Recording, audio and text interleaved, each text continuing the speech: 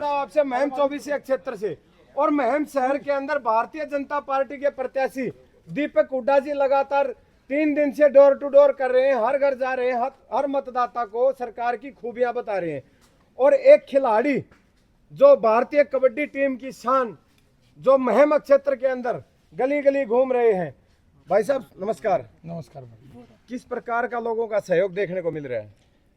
पूरा आशीर्वाद मिल रहा है भाई, जिस दर पे पहुंच जाता हूँ आशीर्वाद ही लेके वापस आ रहा हूँ।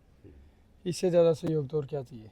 राजनीति में नीति रणनीति होती है, नैतिकता भी होती है। महम की राजनीति में नैतिकता कितनी बची हुई ये बता दो। अब तक तो नैतिकता कहीं है ही नहीं। एक परिवार को 40 साल हो गए, जो बड़े बुजुर्ग उनके साथ लगे थे, युवा साथी लगे थे, वो तो उन्होंने बूढ़े कर दिए विकास की उम्मीद में। भ्रष्टाचार, अत्याचार कांग्रेस की पहले से ही नीति रही है, ना तो गरीबों के लिए कुछ करना। अब तो इतना गंदा बोलने लगे हैं। देखो, एक दलित समाज की सम्मानित हमारी बड़ी बहन कुमारी शैलजा जी के बारे में क्या बोला जा रहा है। आप मतलब अपने आप को ही नेता मानते हैं क्या? दूसरा कोई बड़ा नेता सम्मानित हमारी पार्टी से नहीं है लेकिन सम्मानित है हमारी बड़ी बहन कुमारी शैलजा जी, और उनके बारे में इतने गंदे शब्द बोले जा रहे हैं। क्योंकि इस कांग्रेस ने कभी गरीबों पे, दलितों पे अत्याचार के सिवा कुछ किया ही नहीं। ये इनका एक ही काम है, धर्म के नाम पर, जाति के नाम पर, समाज के नाम पर बांट तो सकते हैं, विकास के नाम पर कुछ नहीं कर सकते। बड़ी बड़ी बातें हाँक रहे हैं। अभी बोल रहे हैं हमने ये संकल्प पत्र निकाल दिया, वो निकाल दिया। 4 महीने पहले भी आप 85,500 रुपये दे रहे थे। 8,500 85,000 रुपये बोले 8,500 खटाखट ना तो खटाखट होली है।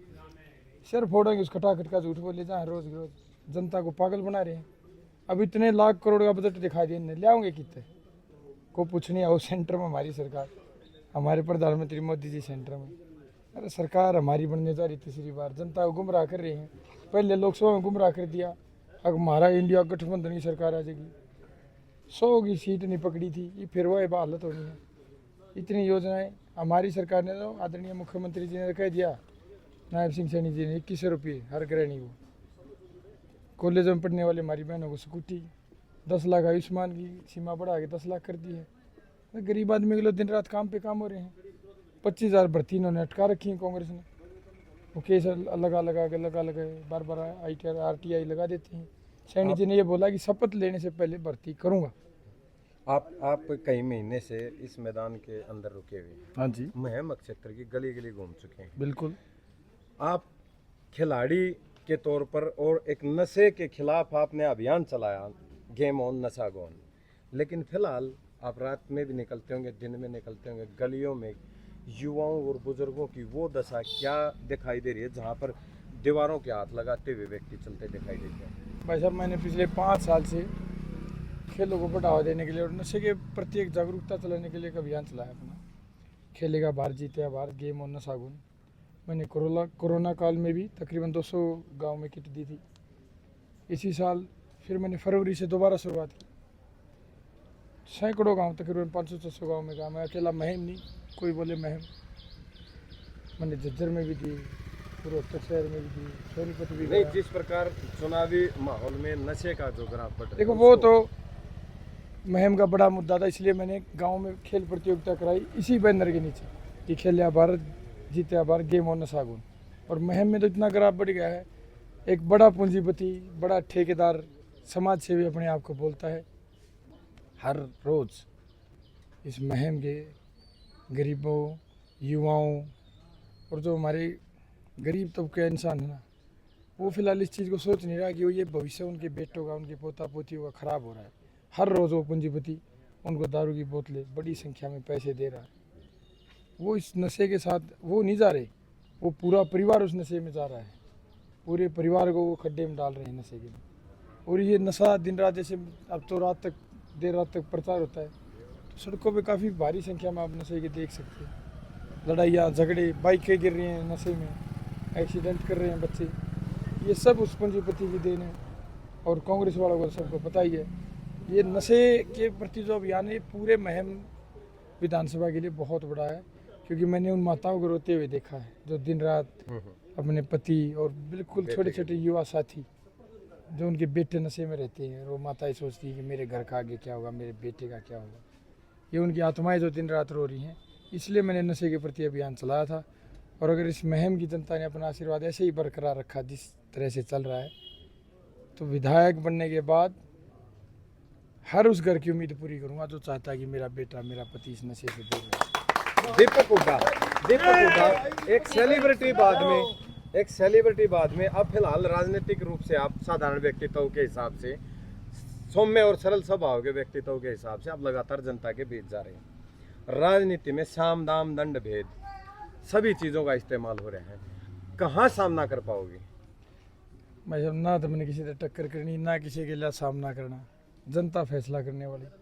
बड़े अहंकारी हो रही हैं। तो एक तो ये समझ रहा है कि 40 साल हो गए जनता को लूटते हुए, इनके ऊपर अत्याचार करते हुए, गरीबों के लिए सरकारी नौकरी और दरवाजे बंद कर दिए थे। उसी कांग्रेस के आनंद सिंह दांगी ने गांव के लिए 4-5 दलाल बैठा रखे थे, उनके काम होया करते। उसने तो वो काम कर रखे था, पूरा काम तो चाहिए भाई मरो मारी और तो गोली खाओ। हम तो इन्ने के काम कराएंगे, इन्ने के बैंक बैलेंस बढ़ावाएंगे, इन्ने पूंजीपति बना देंगे ताकि ये पूरा गांव के ऊपर ठेकेदार बन के बैठ जाए। गांव का गरीब आदमी तो भूल गया था सरकारी नौकरी दरवाजा की तरह। अब उसने अपना बेटा उतार दिया। बेटा भी वो जिस बलराम दांगी के खिलाफ पूरा महमल का आवाज़ मार रहा था। मैं तो 8 महीने से आया हूँ सिर्फ, पूरा महमल का ये बोल रहा था कि इससे अहंकारी हमने बेटा किसी नेता का देखा नहीं है।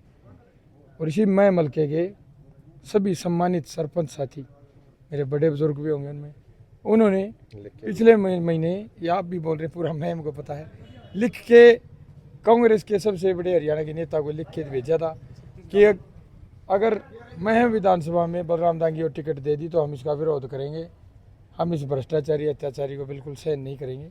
मैं उन सरपंच साथियों के ऊपर आवाज़ नहीं उठा रहा, मैं ये बोल रहा हूँ कि अब तो 1000 तरह की पता नहीं क्या समस्याएं होती होंगी, हमने बहुत कुछ झेला है, कुछ मतलब मजबूरियाँ रही होंगी, नहीं तो उनकी आत्मा तो मान नहीं रही। आत्मा मान रही होती तो साइन करके नहीं देते, क्योंकि वो तो सब प्रतिनिधि हैं, अपने अपने गांव की सेवा की उन्होंने। बलराम सिंह दांगी ने क्या किया? अत्याचार के सिवा। इन सरपंचों ने तो मैं तो बोल रहा हूँ अपने अपने गांव का नाम रोशन किया, तभी तो गांव ने सरपंच बनाया होगा।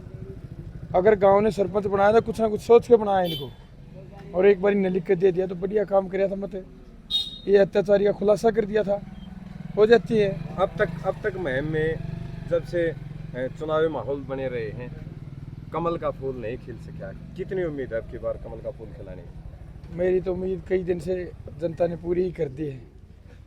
ये जनता की आवाज़ थी, जनता ने टिकट ले आई खींच के, ना तो मैं कोई पैसे में ले सकता था ना सिफारिश में। ये तो जनता की आवाज़ खींच के लाई, इन सब की दुआएं खींच के लाई। एक बिना माँ बाप का गरीब वर्ग का खिलाड़ी बेटर नहीं तो कौन टिकट देता है इसे? और वो भी दुनिया सबसे बड़ी राजनीतिक पार्टी, देश की सबसे बड़ी राजनीतिक पार्टी, जिसकी तीसरी बार भारत देश में सरकार है और हरियाणा प्रदेश में बनने जा रही है। एकमात्र खिलाड़ी को, गरीब घर के बिना माँ बाप के बेटे को टिकट देकर उतारा जनता की सेवा करने के लिए इस मुहिम में।